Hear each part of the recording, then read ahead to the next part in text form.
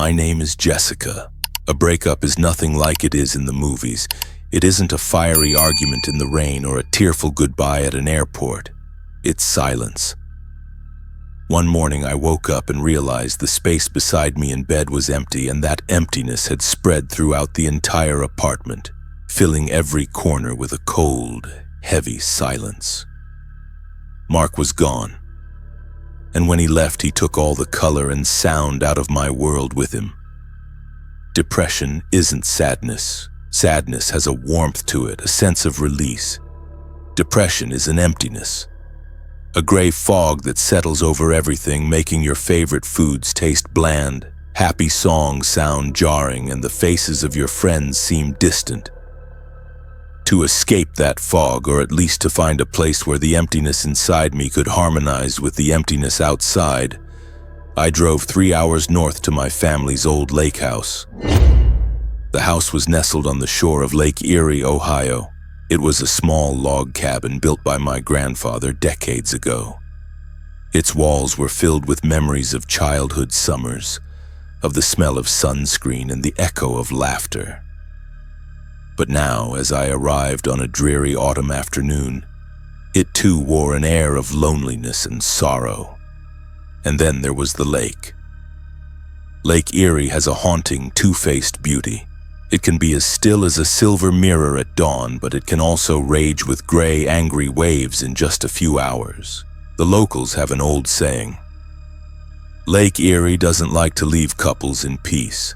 Its history is filled with stories of boating accidents, sudden storms, and lovers separated by its cold waters. The lake bed is a graveyard of unfulfilled vows. At that moment, I felt a strange kinship with it. We were both hiding our own tragedies beneath a still surface. The first few days there passed in a lethargic haze. I didn't paint, though I had brought all my supplies. I didn't read. I just sat for hours in the old armchair, looking out at the gray surface of the lake, letting the emptiness outside swallow the emptiness within. The house was as silent as I was. The only creaks and groans seemed only to emphasize the quiet. On the fourth night, the physical and emotional exhaustion finally defeated me. I fell asleep in the old bed in the master bedroom, the one with a large window that looked directly out onto the lake. And that's when I felt it for the first time. I woke up in a state of sleep paralysis. That familiar, helpless feeling washed over me. My body as stiff as stone, yet my mind was completely alert. I could hear the gentle lapping of the waves against the shore, a rhythmic, almost hypnotic sound. But then I felt a shift in the air. A sudden coldness spread through the room, a damp chill so different from the dry autumn air.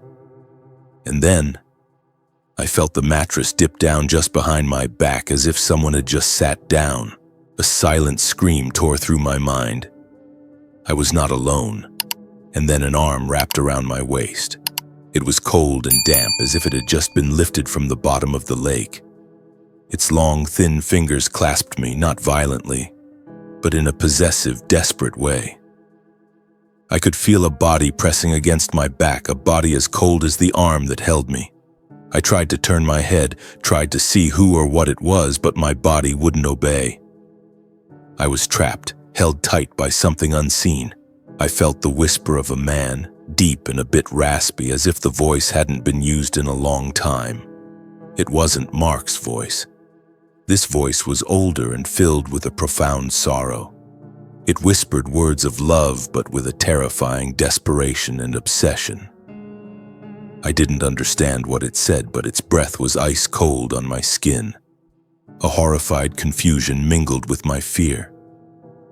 The embrace tightened, constricting my chest, making it hard to breathe. That feeling wasn't like a hug. It was like I was being pulled down. My whole body felt like it was sinking. I could no longer feel the firmness of the bed, but a soft, spongy feeling as if I were sinking. With one final effort, driven by absolute panic, I broke free. I startled awake, shooting up and scrambling to the other side of the bed, panting. I quickly turned on the bedside lamp. The room was empty. The bed held only me. I sat there, my heart racing, pulling the covers up to my chin. It was just a dream, a nightmare created by my grief and loneliness. My desperate mind had created a phantom companion. It was a perfectly logical explanation. I repeated it to myself until I almost believed it. But when I lay back down, I couldn't bring myself to lie on the left side of the bed, the side closer to the lake. The next morning, I tried to brush away the memories of the night before like a layer of fog. I told myself it was a manifestation of my pain. The human mind, when wounded, can create strange things. The embrace, the voice, they were just distorted symbols of my own longing and loss. I spent the day cleaning the house, playing loud music, trying to fill the silence with tangible activities. But the house no longer felt the same.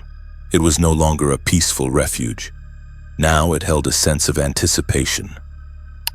Every time I walked past the bedroom, I felt a draft of cold air. Sometimes, when I looked out at the lake, I had the feeling that someone was looking back at me from beneath the deep water. The signs began to appear, small and vague, enough to make me doubt my own sanity. One afternoon, while rummaging through an old closet, I found a yellowed photo box. Inside were black and white pictures of strangers, and one photograph caught my attention. It was a picture of a young couple, probably from the 1920s, standing happily on the porch of this very house. The woman was beautiful, and the man had kind eyes, but they held a hint of distant sadness. There were no names, no dates. I placed the photo on the fireplace mantel, feeling a strange connection to the people who had lived here before. That night, I tried to stay awake. I read until my eyes burned, but eventually exhaustion won, and it came again. The sleep paralysis hit without warning. The cold arms wrapped around me instantly, this time tighter, more insistent. The feeling of being pulled into an abyss was stronger, as if an invisible anchor were dragging me to the bottom of the lake. The voice whispered in my ear again, but this time, it wasn't just the feeling of desperate love. I could feel its sorrowful reproach, even though I couldn't hear a single clear word. The fear inside me began to give way to a deeper horror. I felt that this thing was truly a separate entity, not something created by my imagination. I fought frantically in my mind and finally managed to break free. I shot up, screaming and sobbing. I ran out of the bedroom, not daring to look back. I fell asleep on the sofa in the living room that night with all the lights blazing. The next morning, when I summoned the courage to go back to the bedroom to get my things, I felt that something was wrong. The blankets on the bed were in a heap, which was normal after such a panicked night. But when I picked up my cotton nightgown from the floor, I noticed a dark patch on the back. My heart stopped. I slowly lifted the nightgown. It was a large, damp spot, roughly in the shape of a torso, pressed against me. Trembling, I brought it to my nose and inhaled. It smelled of water, a very familiar smell. I swore it was exactly like the smell of Lake Erie. The smell of algae, of damp stone, and something else, a subtle, foul odor of decay. I immediately packed some simple things and went to my best friend Rose's house to stay for a while. I drove in a state of panic. For 3 hours, the road back to the city was just a blur. I don't remember which roads I took, only that my foot was pressed to the accelerator. My only goal, to get away from Lake Erie, to get away from that house as fast as possible. Finally, I reached the only sanctuary I could think of, the small apartment of my best friend Rose. When Rose opened the door at 2 in the morning, she later recounted that she was extremely worried when she saw the state I was in. My face pale, my eyes swollen, my hands still trembling as I clutched the damp nightgown. She didn't ask many questions, she just immediately invited me in and made me a cup of hot milk to calm me down. Rose's apartment was the complete opposite of the lake house. It was small, cozy, and full of life. The walls were painted a bright yellow. The bookshelves were overflowing with novels and small cacti. The city's streetlights cast a glow through the window, carrying with them the sounds of sirens and the ceaseless rhythm of life. There was no heavy silence here, no deep darkness of the lake bed. There was life, and that night I clung to it like a life raft. The next morning, as we sat together with 2 cups of hot coffee, I told Rose everything. Rose listened seriously as I recounted the seemingly fantastical story. I told her about the grief after breaking up with Mark, about the emptiness, about the decision to go to the lake house. I told her about the first sleep paralysis, the feeling of being held, the whispers I couldn't understand. And then I told her about the second night, about the reproach in that voice, and about the irrefutable proof, the nightgown. I showed it to her. The shirt was dry, but the damp patch was still there, darker than the rest of the fabric, and it still carried a strange scent. Rose took it, brought it to her nose, and sniffed. Her expression immediately turned serious. "This smell," she said, frowning. "It really does smell like the lake." Rose is a rational person, but she also has an open mind. She believes in things that lie beyond the grasp of science. She didn't doubt me for a second. "So you think it's real?" I whispered. "Jess," she said, putting the shirt down and taking my hand. "I don't just think. With this evidence, I know it's real. You didn't imagine it." Her confirmation, though frightening, also brought a strange sense of relief. I wasn't crazy. What I had experienced was real. "But what is it, Rose?" I asked, my voice full of confusion. "Why is it targeting me?" We spent the whole morning analyzing it. We talked about the history of Lake Erie, about the stories the locals passed down. I told her about the old photograph of the couple I had found. "Maybe that's the clue," Rose said. "A couple who once lived there. Lake Erie is famous for its romantic tragedies. If one of them drowned in the lake..." "And the other one?" I asked. "The other one probably left or passed away later, but the one left in the lake didn't. His spirit is still there, trapped by grief and some kind of vow." Rose looked at me with sympathetic eyes. "And then you came along, a young woman, also heartbroken, your heart full of emptiness.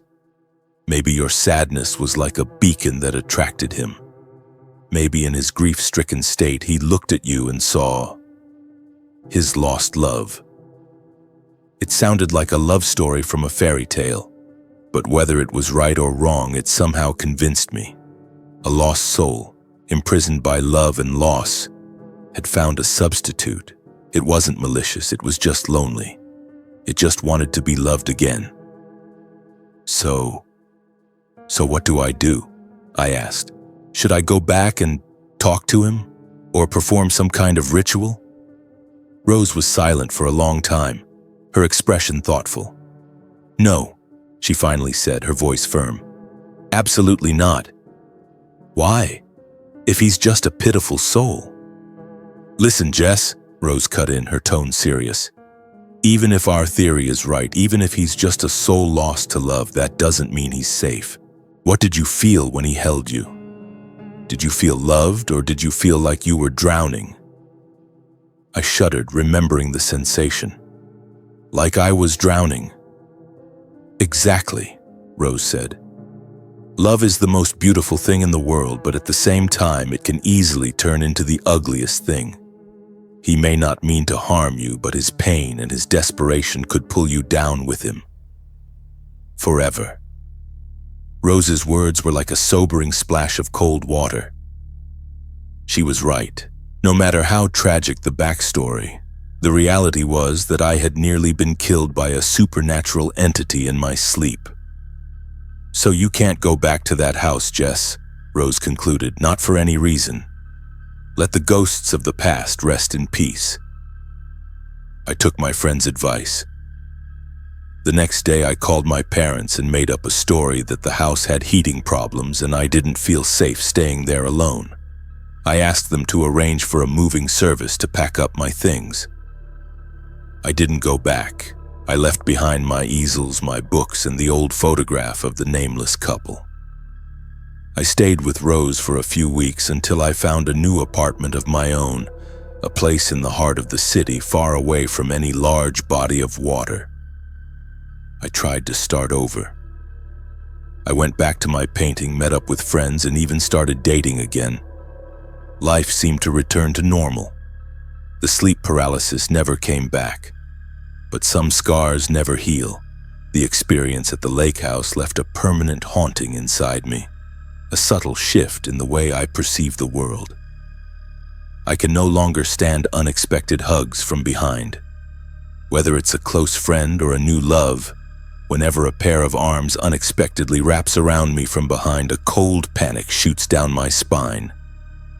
My heart races, and for a moment I feel that damp, cold embrace again, and the sensation of sinking. And I no longer dare to sleep with my back to an open space. Every night before I go to sleep, I have to make sure my back is pressed firmly against a solid wall.